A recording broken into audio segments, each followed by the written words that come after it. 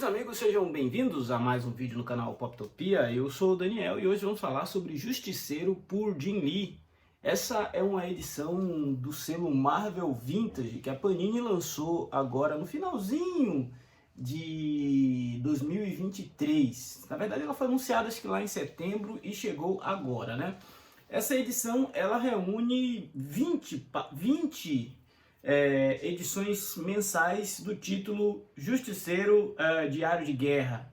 Aqui tem The Punisher War Journal de 1988, do número 1 ao número 19, e uma história de Justiceiro Anual 2, ou seja, 496 páginas, capa dura, e o preço de capa é R$ 154. R$ 154 para você ter um meio ônibus?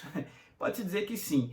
Vale ressaltar que essa fase do Justiceiro do Jim Lee foi amplamente pedida nas lives, amplamente pedida pelos leitores, porque era um material que tinha sido lançado, acho que espaçadamente em algumas edições aqui no Brasil, lá no início dos anos, lá no meado dos anos 90, né?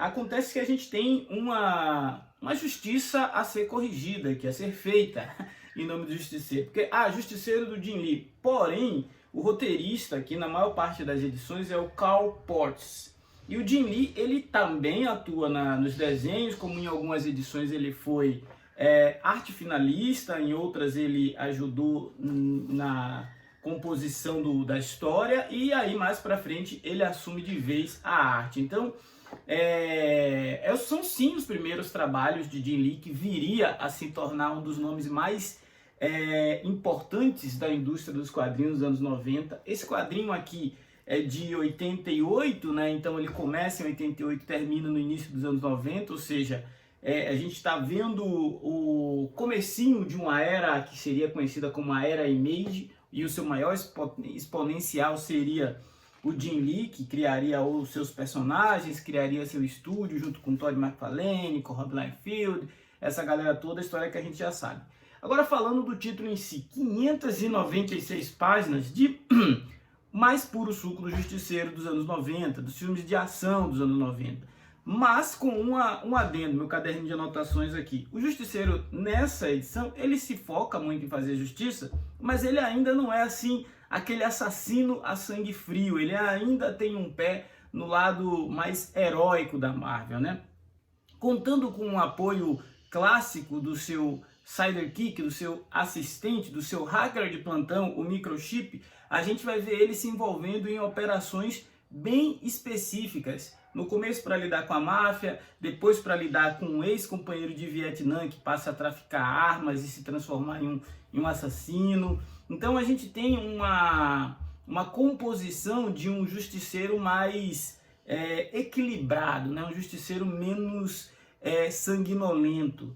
Até porque ainda se existia a ideia de que ele podia ser um herói, né? De que ele poderia atuar realmente do lado dos mocinhos. Diferente de hoje em dia, onde existe muita discussão de qual é o papel do Justiceiro no universo Marvel, a ponto da própria editora escantear o personagem porque ela não consegue criar boas histórias com ele de forma que ele não pareça um assassino, um psicopata. Aqui a gente tem um Frank Castle mais heróico, ainda que traumatizado pelos seus eventos violentos, como a morte da sua família, a sua passagem pelo Vietnã. Essa fase do personagem é uma fase que explora bem esse aspecto mais de resposta imediata do Frank Castle ao que acontece ao seu redor, sem uma reflexão profunda sobre os seus traumas. Ou seja, o Carl Portes e o Jim Lee, eles não se preocupa muito com o homem, com os sentimentos, com as questões psicológicas do personagem. Só coloca ele em uma missão atrás da outra, e isso faz com que a leitura seja, até certo ponto, uma leitura agradável. Mas lembre-se, a gente está falando de um quadrinho com mais de 30 anos. Então tem a sua narrativa diferente daquelas HQs de hoje. Eu estava muito ansioso para chegar nesse crossover, onde Justiceiro e Wolverine atuam juntos. Não necessariamente. Acontece que o justiceiro começa a investigar uma operação de caça ilegal de animais na África, né? Mais especificamente ali na região do Congo.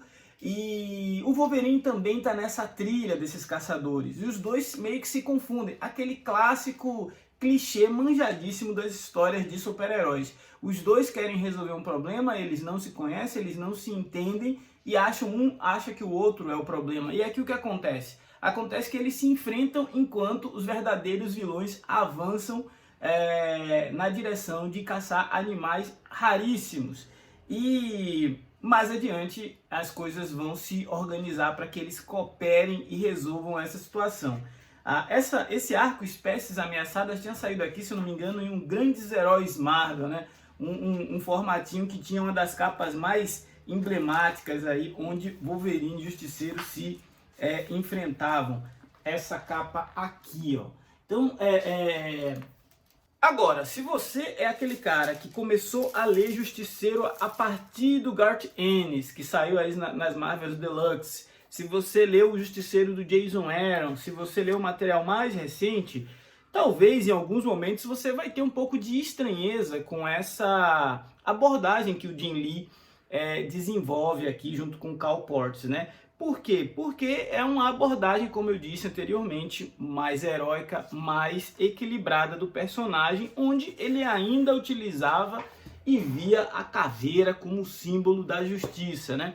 Inclusive, os outros heróis também respeitavam o Frank Castle como um par, a ponto de ter aqui participações da Viúva Negra, participação do Homem-Aranha, participação do Demolidor, apesar de que os dois são sempre colocados como antagonistas, né? O Demolidor e o Justiceiro meio que tem essa relação ambígua aí de às vezes se ajudar, às vezes se enfrentar. É uma história bem... um arco que ele é bem equilibrado. Ele é um arco que se você não só gosta do personagem, mas estava com saudade de ler aquele formatinho lá da época Abril, mas agora tem essa oportunidade de fazer aquisição, com certeza você vai gostar. Então é um título que eu acho que ele tem um público-alvo definido. Leitores que tiveram o acesso a esse material lá atrás e que vinham pedindo, ou então aqueles que são fãs do trabalho do Jim Lee e que gostariam de revisitar essa obra. Não é uma obra que envelheceu mal, mas é uma obra que envelheceu, então ela tem ali os seus pontos de defasagem cronológica, né? Um deles eu diria que é inclusive a participação do Microchip. O Microchip, ele é um hacker de plantão e tudo parecia muito fácil para ele resolver na frente dos computadores. Hoje a gente sabe que a coisa não é tão simples assim, mas à época se fazia parecer quase que como uma mágica, só que uma mágica digital, não uma mágica envolvendo elementos sobrenaturais. O arco que mais me chamou a atenção foi o arco Jogos de Guerra, onde o Frank Castle persegue esse ex-combatente do Vietnã, que agora é traficante de armas, me parece o arco mais sólido aqui. E a arte, enfim, não dá para falar mal da arte de Jim Lee, né? É uma arte muito interessante, tem algumas artes finais ali do Al Milgrom, outros artistas que apoiam. As cores, em alguns momentos, elas oscilam para muito interessantes, ou outras que você diz, nossa, essa aqui só podia ser uma coisa dos anos 90, mas no geral é um dos volumes mais interessantes do selo Marvel Vintage. Talvez o preço de R$ 154 afaste inicialmente aquele colecionador mais afoito. Aí entra a estratégia de esperar um bom e belo cupom e fazer a sua aquisição. Inclusive, se você for comprar na Amazon ou na loja Mundos Infinitos, o link está aqui na descrição do vídeo e fazendo a compra por esses links você ajuda o nosso canal. Esse foi o Poptopia de hoje. Se você não for inscrito, se inscreva, ajude o nosso canal a crescer, ganhar relevância.